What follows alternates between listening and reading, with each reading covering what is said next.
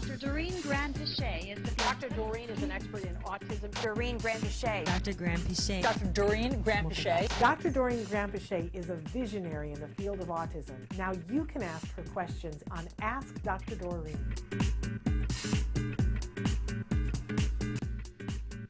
Okay, we have Melissa has written in and said, hi, my daughter has memory issues. She forgets things easily. Any suggestions? She usually forgets where she's going or what she's looking for. Can I just do a plug here for, there is a DVD called Recovered that Dr. Granpeesheh was involved in.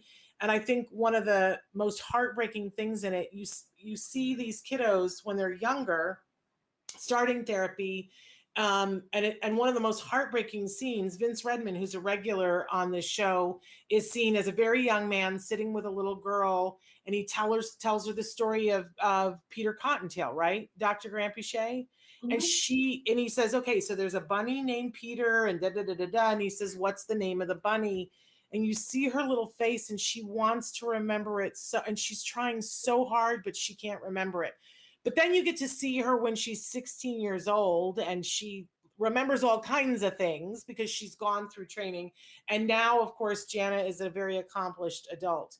So I just want to encourage that parent to watch Recovered. It's available. You can purchase it on Amazon. But Dr. Granpeesheh, maybe you can talk a little bit about this, why our kids sometimes have memory issues and what it is you guys do about it. Yeah, so memory is very interesting.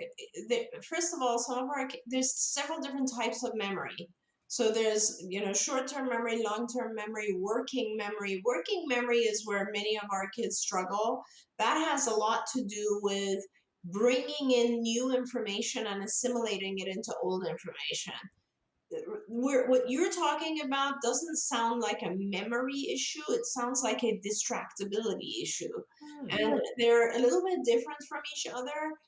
A lot of our kids are distractible. When they go someplace, they forget why they went there because on the way they were distracted by something.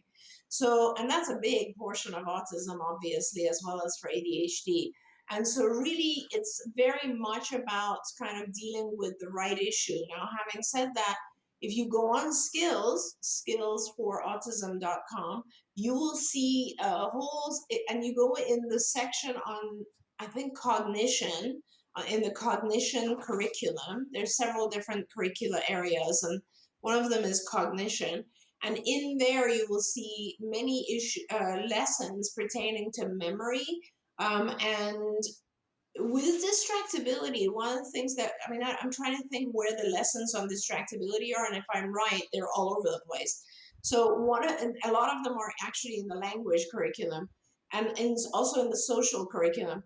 With distractibility, you go through several stages. The way you teach it, like let's say your child wants to go from one location to another. So what you do is you do it in a very small way. So you have the child go, let's say, from here to just 5 feet from here and deliver a message. Again, it depends on your level of functioning and all of that, but assume the child can deliver a message. For example, hello, just a very easy message. So you tell the child, go say hello to dad. And dad's standing right there, and the child goes over and says hello. Now you start to expand the distance so that dad is, let's say, down the hall, and you do the same thing. Very simple message. And once the child has mastered that, you can now do a variety of things. You can make the path a little distracting. So, for instance, place an object that might distract the child, like a toy, in the path from here to the other room, and still keep the message very, very simple and short. And so when the child goes to dad, let's say they get distracted, practice that. Just go back again and say, let's try again. And the child goes and says hello, does that so many times so that no matter what the distraction is on their path, they remember it. And you do that in multiple different rooms, multiple different locations, different people, different distractions.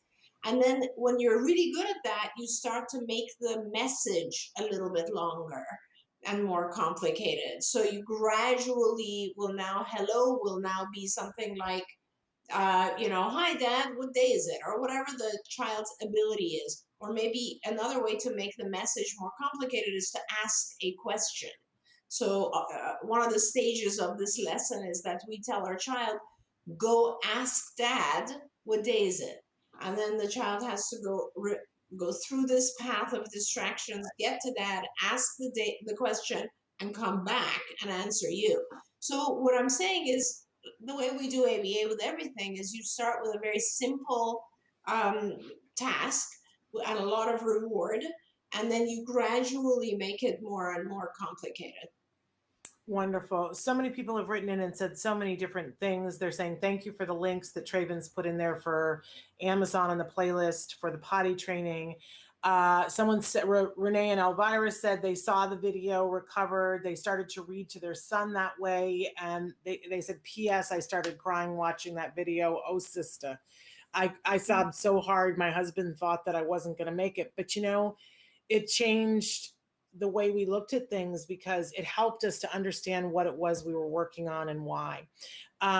They've said thank you for the link, and Renee and Elvira went on to say it took a week, but now my son can say his name from reading books, which is really amazing.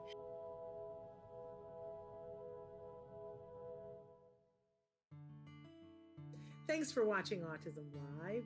If you found anything helpful in this video, please give us a like. In fact, make sure that you smash that subscribe button on YouTube and give us a like on Facebook.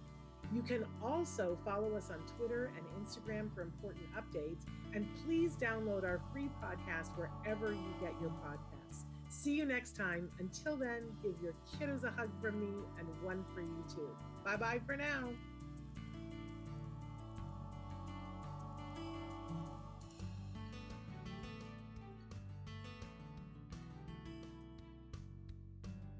To subscribe, click here. And if you'd like to check out some more of our videos, click here.